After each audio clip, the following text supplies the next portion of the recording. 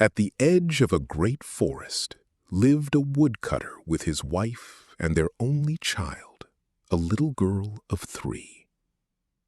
They were so poor that they no longer had their daily bread and did not know what they would give the child to eat. So the woodcutter went out to his work in the forest, heavy with worry. And as he cut wood, a beautiful woman suddenly stood before him, a crown of shining stars upon her head. "I am the Virgin Mary," she said, "the mother of the Christ child. Bring me your daughter. I will take her with me, be her mother, and care for her." The woodcutter obeyed. He fetched his child and gave her to the Virgin Mary, who took her up with her into heaven. There, the girl wanted for nothing. She ate only sweet bread and drank sweet milk. Her clothes were made of gold, and the little angels played with her. So passed 14 years in heaven. Then the Virgin Mary had to make a long journey. Before she left, she called the girl to her and said, "Dear child, I entrust to you the keys to the 13 doors of the kingdom of heaven. 12 of them you may unlock and look upon, but not the 13th, the one this small key opens." The girl promised to obey. And once the Virgin was gone, she opened one door each day and looked upon the dwellings of the kingdom of heaven. In each sat an apostle, and such radiance surrounded them that in all her life she had never seen such splendor and glory. When she had opened all 12, only the forbidden one remained. For a long time she resisted her own curiosity, but in the end it overwhelmed her, and she opened the 13th door as well. And as the door swung open, she saw the Trinity itself, seated in fire and radiance. She reached out, only a little, and touched the light with one finger, and it turned entirely to gold. Then, quickly, she slammed the door shut and ran. Her heart pounded and would not stop. A few days later, the Virgin Mary returned from her journey and asked the girl for the keys to heaven. As the girl handed them back, the Virgin looked at her closely and said, "You did not open the 13th door, did you?" "No," the girl answered. The Virgin laid her hand upon the girl's heart, and it pounded and pounded, and by this she knew the command had been broken, that the door had been opened. "Are you certain you did not do it?" "No," the girl said again. Then the Virgin saw the golden finger, the one that had touched the heavenly fire, and knew for certain now that the girl was guilty, and she said, "You have disobeyed me, and you have lied to me.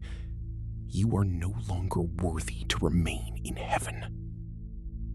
Then the girl sank into a deep, deep sleep, and when she woke, she was on the earth, lying beneath a tall tree, hemmed in on every side by thick undergrowth, so that she was entirely enclosed.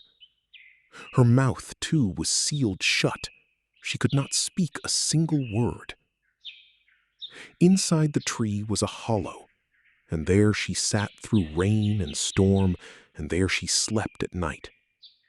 Roots and forest berries were her only food, whatever she could gather within her reach.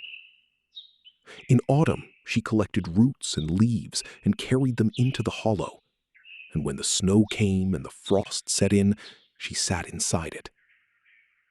Her clothes wore away and fell from her, and she wrapped herself in leaves instead. And when the sun warmed the world again, she came out and sat before the tree, her long hair covering her on every side like a cloak. One day, as she sat like this before the tree in springtime, someone forced their way through the undergrowth. It was the king, who had been hunting in the forest and lost his way. He was astonished to find in such a wilderness so beautiful a girl sitting alone, and asked whether she would come with him to his castle. She could not answer, only nodded her head, just a little. So the king lifted her onto his horse and brought her home with him, and before long he had come to love her so dearly that he made her his wife. A year passed, and the queen gave birth to a beautiful prince. That night, the Virgin Mary appeared to her and said, "Tell the truth now. Say that you opened the forbidden door, and I will give you back your voice, without which you cannot truly live in happiness. But if you remain stubborn and refuse to confess, I will take your child with me." The queen, though, held firm. She insisted she had not opened the forbidden door. So the Virgin Mary took the small child and vanished with it.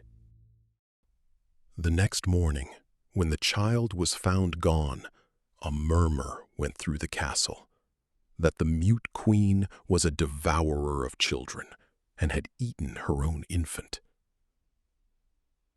A year later, the queen bore a second prince. Again, the Virgin Mary came before her and asked her to speak the truth or lose this child as well. But the queen still insisted. She had not opened the forbidden door, and the Virgin took this child too and carried it away.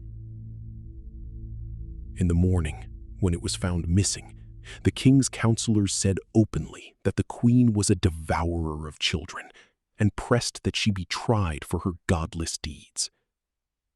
But the king silenced them and would not believe it, because he loved the queen too much. In the third year, she gave birth to a princess. The Virgin Mary appeared once more, and this time took the queen with her into heaven, and showed her there her two eldest children, playing with the round earth like a ball. She asked once more that the queen confess her fault and stop clinging to her lie. But the queen could not be moved and held to what she had said.